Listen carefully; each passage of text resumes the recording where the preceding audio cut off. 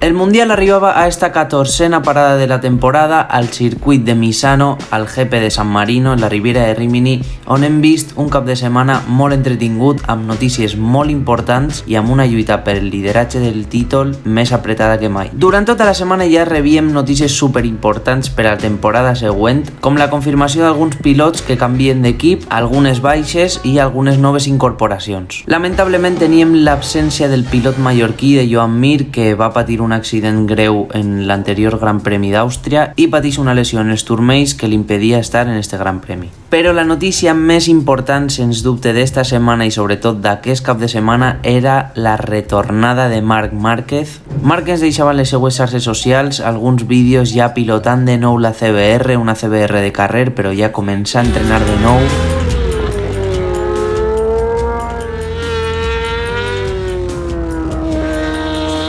També ens deixava un vídeo molt esperançador eixint de la clínica en el circuit de Misano, a Itàlia. ¿Qué? ¡Vamos! Nada, que estamos fit. Ahora acumular kilómetros. Que confirmaria que estarà en els tests de Misano d'aquests dimarts, super importants per a la marca japonesa i per al desenvolupament de la moto per a l'any següent. Sens dubte, notícies molt importants i molt esperançadores per a nosaltres, ja que volem que tant Marc com Joan Mir, que està patint una lesió, tornen tan abans com siga possible. I entrant en matèria, analitzarem què ha ocorregut tant l'actuació d'equips com de pilots en este Gran Premi de San Marino al Misano World Circuit Marco Simoncelli. Comencem, com sempre, amb els pilots que no han pogut acabar la carrera. En aquest cas, una accidentada eixida que feia ja algunes carreres que no veiem, un accident greu en la primera curva que acabava amb la carrera tant de Pol Espargaró com de Michele Pirro com Johan Zarco. Els tres tenien un greu accident que, per sort, pareix que solament Pol Espargaró ha sigut el que ha eixit un poc damnificat. Pareix ser que tenia prou de mal en el braç esquerre i un accident prou aparatós que, desgraciadament, ha acabat amb la carrera d'aquestos tres pilots. Després d'aquest greu accident en la primera curva de la primera volta, trobàvem un Franco Morbidelli que solament ha pogut donar 2 voltes. El pilot italià tampoc ha pogut acabar la carrera, desgraciadament, ja que havia realitzat un cap de setmana prou bo, havia entrenat prou bé i havia classificat en la 11a posició. Una pena per a ell, ja que havia sigut la seva millor classificació de tot l'any. I ja entrant en la part de pilots que sí que han acabat la carrera, tenim a Kazuki Watanabe, el pilot japonès en substitució de Joan Mir, com hem dit, accidentat en l'anterior Gran Premi d'Àustria. Va classificar en 23a posició i ha acabat últim en la parrilla, doblat en carrera tant per Pecco Bagnaia com Enea Bastianini. Immediatament per davant del japonès, un Fabio Di Gianantonio que ha patit una caiguda en la segona volta, ha pogut tornar a pista, encara així ha quedat en la 20a posició, no havia fet un mal cap de setmana, havia entrenat i havia classificat bé, doncs ha fet el que ha pogut i ha acabat en penúltima posició. En la posició de neu tenim a l'australià Remy Gardner, que ha causat esta setmana molta controvèrsia en el món del motociclisme, tant d'aficionats com de pilots, ja que s'ha confirmat que l'any que ve KTM el fa fora de l'equip i no té moto per estar en MotoGP. Hem de recalcar que és l'actual campió de Moto2 i pareix ser que s'ha comès una injustícia amb ell, ja que la raó que ens ha donat de que el tiren de l'equip és que han dit que és poc professional. Tenint en compte que parlem d'un rookie que només porta 6 mesos en la categoria reina, pareix un poc injust el tracte que se li ha donat. Sincerament, des d'ací és una verdadera pena, ja que considerem, jo crec que tots, que té un talent brutal, és l'actual campió de Moto2 i és una verdadera pena que KTM en aquest cas tracta així a un pilot campió del món, així que des d'ací i humilment li desitgem i li esperem lo millor a Remy Gardner. Justament per davant, un compatriota seu, Jack Miller, que també ha patit una caiguda en la tercera volta. L'australià, que havia aconseguit la pole en la classificació de dissabte, ha tingut algun tipus de problema en la roda davantera i en la tercera volta se n'ha anat a terra. Una pena perquè havia fet un cap de setmana molt redó, havia entrenat molt bé i havia classificat en la pole, així és que un resultat molt roïn per a ell i que també durant aquesta setmana ha sigut notícia, ja que s'ha confirmat la seva marxa de Ducati per anar a KTM. Per davant de l'australià trobem el rookie de l'any, Marco Bezzecchi, que també ha patit una caiguda. Només portàvem 2 voltes de carrera i ja havien caigut a terra 7 pilots. Feia molt de temps que no trobàvem un inici de carrera tan accidentat com aquest. En tot cas, Marco Bezzecchi també una pena perquè havia completat un bon cap de setmana, però bé, una caiguda ja sabem que sempre és molt determinant, però finalment ha pogut remuntar algunes posicions i quedar en la posició de 7. Immediatament per damunt trobem el sud-africà, un Darryn Binder que s'ha beneficiat i s'ha aprofitat de totes aquestes caigudes, encara que havia completat un cap de setmana prou mediocre mediocre, s'ha pogut beneficiar i aprofitar d'aquestes caigudes i ha quedat en la 7ª posició. I sense comptar Pol Espargaró, que ha tingut una caiguda a la primera volta, com hem dit, trobem a l'última onda en parrilla Takaaki Nakagami. El japonès ha estat barallant-se amb la moto tot el cap de setmana, tant en entrenaments com en classificació, tot i així no ha aconseguit ningú resultat prou fructífer i també beneficiant-se de les caigudes ha aconseguit acabar en la 15ª posició. Per davant d'ell, la primera onda oficial, Stefan Bradl, tot i ser el pilot substitut de Marc Márquez i tenint en compte que la Honda no va cara a l'aire aquest any, Stefan Bradl està aconseguint cada vegada millors resultats en la parrilla final i això és algo a valorar. Per davant trobem el primer espanyol de la parrilla que ha finalitzat la carrera, un Raúl Fernández que va classificar l'últim en la parrilla el dissabte i que avui trobem en 13ª posició. La bona notícia és que després de la trituradora de pilots que s'està convertint KTM, el pilot madrileny ha assegurat que l'any que ve formarà part de l'equip satèl·lit d'Aprilia, l'RNF Team, així és que des d'ací li desitgem lo millor per la temporada següent. I així arriba una llegenda del motociclisme, de MotoGP, de les categories competitives, l'italià Andrea Dovizioso, que com ja veníem anunciant en aquestes últimes carreres, va anunciar que després d'aquest Gran Premi de Misano, de sa casa, es retiraria definitivament de MotoGP, campió del món de 125, 3 voltes subcampió de MotoGP,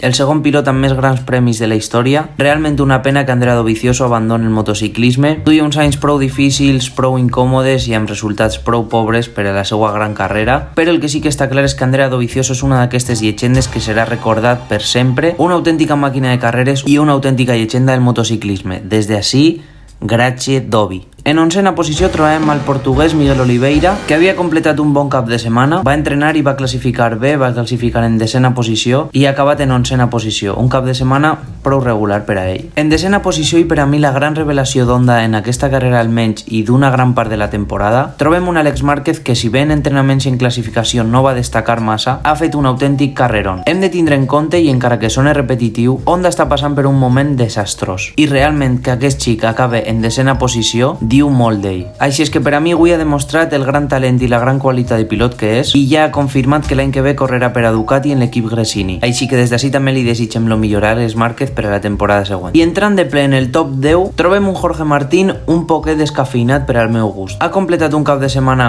regular, ja que els entrenaments han sigut bons, però la controvèrsia que va causar la pluja en la jornada de classificació va fer que no poguera donar una volta ràpida i que classificara en 13ª posició. De totes formes, una 9ª posició amb diverses lluites amb altres pilots i un Jorge Martín que també s'ha confirmat que l'any que ve continuarà en el Prima Pramac Racing, ja que Ducati ha oficialitzat que el seu pilot per la temporada següent, acompanyant de Pecco Bagnaia, serà Enea Bastianini. Immediatament per davant d'ell el sud-africà Brad Binder, que ha completat un bon cap de setmana. Com sempre, Brad és un pilot més de diumenges, més de carrera, va classificar en 15ª posició, ha acabat la carrera d'avui en 8ª posició, una prou bona carrera per a ell i és la primera KTM en parrilla. Per davant d'ell l'espanyol Alex Rins, que si bé no havia completat un gran cap de setmana tenint en compte els entrenaments i la classificació, ja que va classificar 12è, ha fet una bona carrera tant d'avançar com que li avancen. Sobretot a mitja carrera ha completat unes quantes voltes molt bones, avançant uns quants pilots i barallant-se per la 7ª, 8ª posició. Finalment una 7ª posició que jo crec que està molt bé tenint en compte que Suzuki abandona el Mundial i és la primera Suzuki en parrilla. I ens trobem amb un Aleix Espargaró, per a mi un poquet descafeinat també. El pilot català, després d'un cap de setmana un poquet regular, en entrenaments no destacava massa i en classificació tampoc va classificar molt bé, va classificar en 9ª posició i si bé ha tingut una bona eixida, pareixia que podia apretar un poquet més, finalment s'ha demostrat que no tenia tan bon ritme com Fabio Quartararo o com la resta de Ducatis i un Aleix Espargaró que no s'acaba de despenjar per la lluita del títol, però sí que és de veres que necessita arriscar i apretar aquestes últimes carreres si vol estar ahí més viu que mai. De totes maneres ve arrastrant una lesió en els dos turmells que suposa que això li impedirà donar el seu 100%, però des d'ací estem segurs que apretarà perquè ja només queden 6 carreres i ho ha de donar tot fins al final de temporada. Immediatament per davant ens trobem amb el francès Fabio Quartararo, el líder del Mundial de MotoGP. El francès venia a un circuit que, encara que li agrade, no se li dona massa bé, i sobretot en l'estat que està la Yamaha actualment. Tot i això aconseguia completar un cap de setmana prou normalet, encara que no classificara massa bé, i avui en la carrera ha tingut una carrera un tant irregular, ha estat barallant amb alguns pilots i finalment ha pogut avançar a l'eix Espargaró Espargaró, que és directament el seu rival al títol, encara que com ell mateix ha dit en les declaracions post-carrera, es troba un poc frustrat, ja que diu que ell dona el 120% i la moto no aconsegueix anar més de lo que ell vol. És de veres que si tenim en compte els resultats del seu company d'equip sense anar més lluny, acaba sempre en el final de la parrilla, o això si acaba la carrera, i Fabio Quartararo està primer del Mundial lluitant totes i cada una de les carreres amb l'imperi de Ducati. Així és que és normal que es trobi un poc frustrat, perquè imagina que ell notarà que la Yamaha no va tant com ell desitjaria i està prou limitat. En quarta posició trobem a Luca Marini, l'italià que realment està completant unes últimes carreres espectaculars. Per a mi porta un parell de cap de setmanes realment fent una faena extraordinària. És de veres que hem de tenir en compte que és un circuit italià per a un pilot italià en una marca italiana i és un circuit on normalment entrenen tots aquests pilots. Tot i això, Luca Marini per a mi ha fet un gran carrerón, és el tapat de la carrera, és el que està ahí calladet i sempre aconseguir resultats, i per a mi està completant una temporada magnífica. Una quarta posició per a Luca Marini més que merescuda.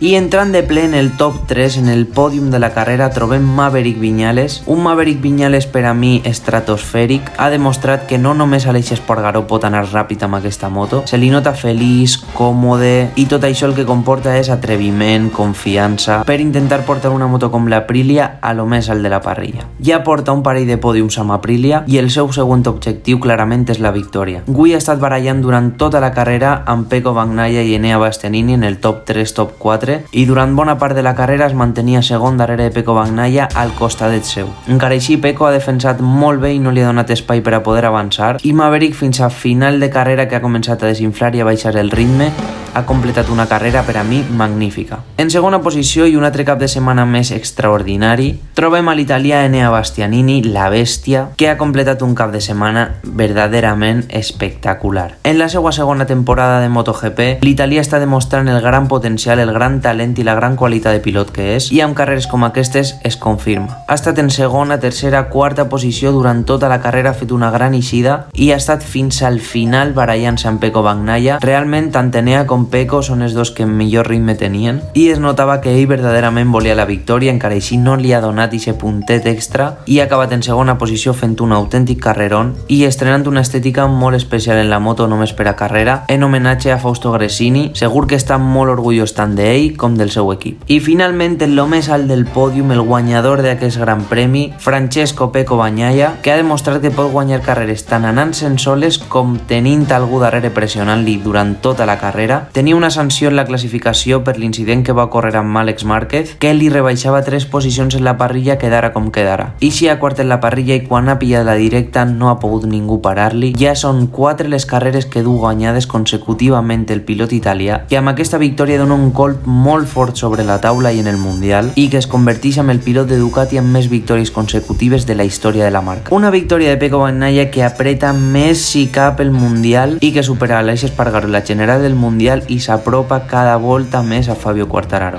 I després d'este gran premi d'esta carrera, així queden les posicions en la taula general del Mundial. Un cap de setmana verdaderament interessant tant pel que ha passat en la pista com les coses que ocorrien fora de la pista i les notícies tan importants que rebíem, i un gran premi que posa més interessant les coses per la lluita pel Mundial. Espero que vos hagi agradat molt aquest resum i ens veiem en la següent carrera al Gran Premi de casa, al Gran Premi d'Aragó.